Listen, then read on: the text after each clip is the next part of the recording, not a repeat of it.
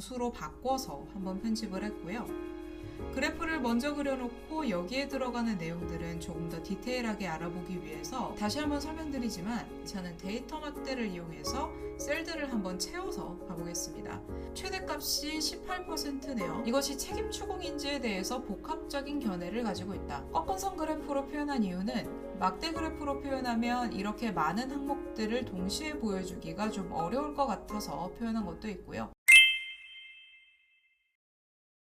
안녕하세요 여러분, 정보 디자이너 센입니다. 오늘은 비슷한 주제에 대해 한국과 미국에서 다룬 데이터를 함께 보여드리려고 해요. 주제는 캔슬 컬처라고 하는데요. 우리나라에서는 이제서야 자연스럽게 쓰이는 용어 같은데 미국에서는 주목받은 지 좀 됐더라고요. 유명인을 대상으로 논란이 있는 행동이나 말들을 공개적으로 잘못됐다라고 이야기하고 지지를 철회하는 활동 정도로 보시면 되겠는데요. 무조건 옳다거나 틀리다고 이야기할 수 없는 주제이기에 관련 데이터들로 풀어보려고 합니다. 미국의 데이터 중에서는 퓨 리서치 센터의 보고서를 활용했는데요. 캔슬 컬처에 대한 두 가지의 다른 시선을 표현하고 있어요. 캔슬 컬처에 가담하는 사람들에 대한 시선 두 가지는 첫 번째, 억울한 처벌이다. 두 번째, 책임에 대한 추궁이다 라는 거거든요.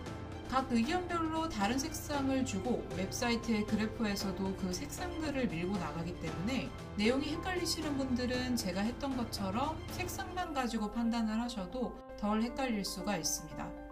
조금 더 설명드리면 보라색은 책임 추궁, 즉 논란이 있는 행동에 대한 콘텐츠를 만드는 사람들이 책임을 물어야 한다라고 하는 입장이고, 노란색은 처벌, 즉 같은 류의 컨텐츠를 만드는 사람들에 대한 억울한 처벌이다 라고 주장하는 상황입니다.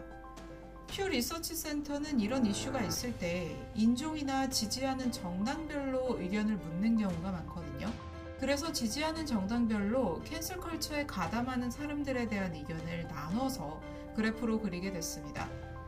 원문의 내용에서 이해가 쉽도록 한글로 번역을 한번 해서 엑셀로 다시 그려봤고요. 색상도 같은 방식으로 사용했습니다. 데이터 레이블의 경우는 양쪽 방향으로 구성이 되어 있지만 마이너스 개념은 아니기 때문에 정수로 바꿔서 한번 편집을 했고요. 그래프를 먼저 그려놓고 여기에 들어가는 내용들은 조금 더 디테일하게 알아보기 위해서 판을 좀 바꿔서 설명하겠습니다. 다시 한번 설명드리지만 이 그래프는 조금 구간을 나눠가지고 보실 필요가 있는데요. 첫 번째는 미국 성인 전체, 두 번째가 공화당 성향, 그리고 세 번째가 민주당 성향이라고 보시면 됩니다. 전반적으로 봤을 때는 책임이 필요하다 쪽이 조금 더 많습니다. 보라색 막대가 좀 더 길죠. 지지하는 정당별로 보면 공화당 쪽 지지자들은 캔슬 컬처에 가담하는 사람들에 대한 비난은 억울한 처벌에 해당이 된다라고 주장하고 있죠. 반대로 책임 추궁이 필요하다고 주장하는 쪽은 민주당 성향이 좀 더 많습니다. 어떤 색상을 가진 막대의 길이가 좀 더 긴지 파악해보면 이해가 좀 쉬우실 거예요. 조금 더 제 언어로 풀어보면 이 사람들을 처벌하는 것은 공화당 지지자 입장에서는 과한 처사다라고 주장하는 사람이 좀 더 많은 거죠. 민주당 성향에서는 책임을 져야 한다라고 주장하고 있는 거고요. 각자의 사람들이 왜 이것을 처벌이라고 주장하고 혹은 책임 추궁이 필요하다고 이야기하는지 각자의 이유들을 살펴보겠습니다. 개인적으로 이 항목들이 좀 더 흥미롭더라고요. 퓨 리서치 센터의 원래 사이트에서도 되게 심플한 막대 그래프로 되어 있거든요. AI 기반으로 번역을 하는 거다 보니 조금 부자연스러운 면이 있습니다. 그래서 제가 이것들은 조금 더 설명을 드리면서 좀 더 보완을 하도록 하겠습니다.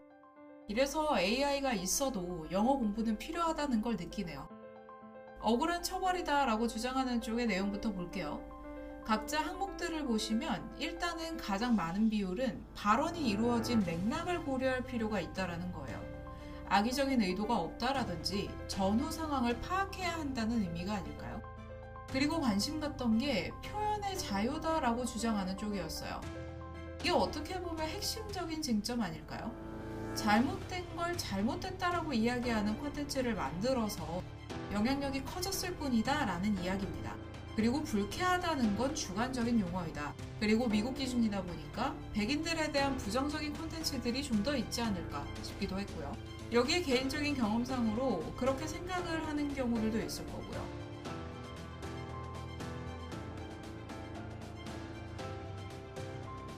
그래서 엑셀의 가장 좋은 기능인 데이터 시각화 기능 중에 가장 괜찮은 데이터 막대를 이용해서 셀들을 한번 채워서 가보겠습니다. 최대값이 18%네요. 반대로 이런 캔슬 컬처에 가담하는 사람들에 대해서 책임 추궁이 필요하다 라고 생각하는 사람들은 어떤 항목들을 주장하는지 한번 보겠습니다. 전체 퍼센테이지 상으로는 58% 정도 됩니다.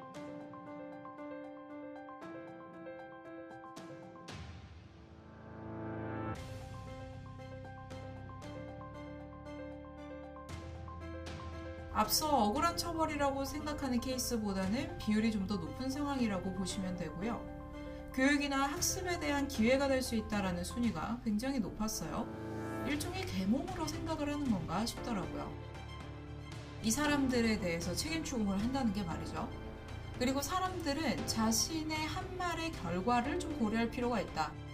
그러니까 말 자체에 대한 임팩트를 알고 있어야 된다라는 이야기일 것 같고, 미국 안에서도 인종차별이나 성차별 같은 사회적 평가를 기반으로 컨텐츠를 만드는 거라고 생각하고 있는 게 아닐까 싶더군요.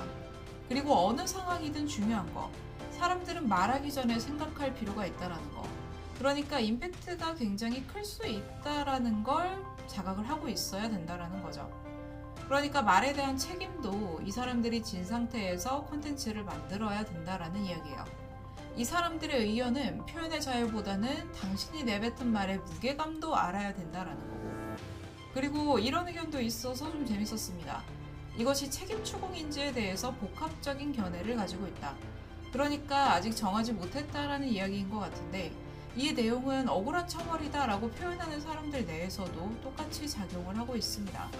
그래서 이 방식이 맞느냐에 대한, 방식 자체에 대한 문제점도 조금씩 나오고 있는 상황이다 라고 보시면 될 것 같습니다. 우리나라에서도 비슷한 내용의 데이터가 없을까 해서 한번 찾아봤는데요. 미국처럼 문화라기보다는 사이버 폭력의 범주에서 표현한 데이터가 있어서 가지고 와봤습니다. 제가 찾는데 조금 애를 먹었던 게 데이터들이 굉장히 많은 상황이긴 합니다. 극히 일부만 가져온 거기 때문에 요거는 참고사항으로 좀 보시면 되겠습니다. 그런데 그 중에서도 유명인을 헐뜯는 내용의 컨텐츠를 얼마나 접하고 있느냐에 대한 질문이 있더군요. 인터넷 사용 시간이 많을수록 자연스럽게 캔슬 컬처에 가까운 컨텐츠도 쉽게 접할 수 있다라는 판단을 내릴 수 있겠습니다. 이번엔 사이버 폭력의 유형별 가장 두려운 게 무엇이냐는 질문에 대한 답을 연령대별로 찾아보겠습니다. 개인적으로 이렇게 유형이 나눠져 있을 거라고 생각하지는 않았거든요. 연령대로 봤을 때 가장 두려운 사이버 폭력의 유형이 어떤 거냐? 퍼센테이지별로 비교한 내용을 꺾은선으로 한번 표현을 해봤습니다. 꺾은선 그래프로 표현한 이유는 막대 그래프로 표현하면 이렇게 많은 항목들을 동시에 보여주기가 좀 어려울 것 같아서 표현한 것도 있고요. 상대적으로 조금 더 공간을 적절하게 활용한다라는 점 때문에 여기 상황에서는 꺾은선 그래프를 쓰게 됐습니다. 제가 꺾은선 그래프를 활용할 때는 시간적인 추이를 강조하는 편인데 여기서는 시간적인 변동은 없어요. 연령대에 따라서 어떻게 바뀌느냐가 중요하게 볼 점입니다. 전반적으로 패턴을 찾아보자면 고연령으로 갈수록 두렵다고 이야기한 비율이 조금 더 높아지는 형태가 있고, 반대로 연령대가 높아질수록 두렵다고 말한 비율이 낮아지는 유형들이 있습니다. 그래서 이런 식으로 패턴들을 나눠서 한 번씩 보시면 될 것 같고요. 상대적으로 두렵다고 말한 비율이 높은 유형이 사이버 명예훼손, 정보 유출, 성폭력 이렇게 세 가지로 보시면 되겠고요. 그리고 사이버 언어폭력의 경우 고연령대로 갈수록 두렵다고 말한 비율이 높아지는 걸 볼 수 있습니다. 전체적으로 데이터를 가지고 와서 한 번에 놓고 한번 작성을 해보도록 할게요. 퓨 리서치 센터에서의 대표적인 데이터들도 한번 같이 비교를 해보도록 하겠습니다. 보고 있는 방향이 좀 다른 형태의 데이터셋이라고 보시면 되겠는데요. 일단 국내에서는 온라인상에서 누구나 피해자가 될 수 있다는 인식 때문에 전 국민들을 대상으로 한 설문조사 결과가 된 거고, 캔슬 컬처의 경우는 특정인을 비난하는 콘텐츠를 만드는 사람에 대한 의견으로 보고 있기 때문에 문화적인 측면에서 바라보고 있다라는 생각이 들었어요. 덧붙이자면 피해 상황이 되게 복합적이다라는 생각도 합니다.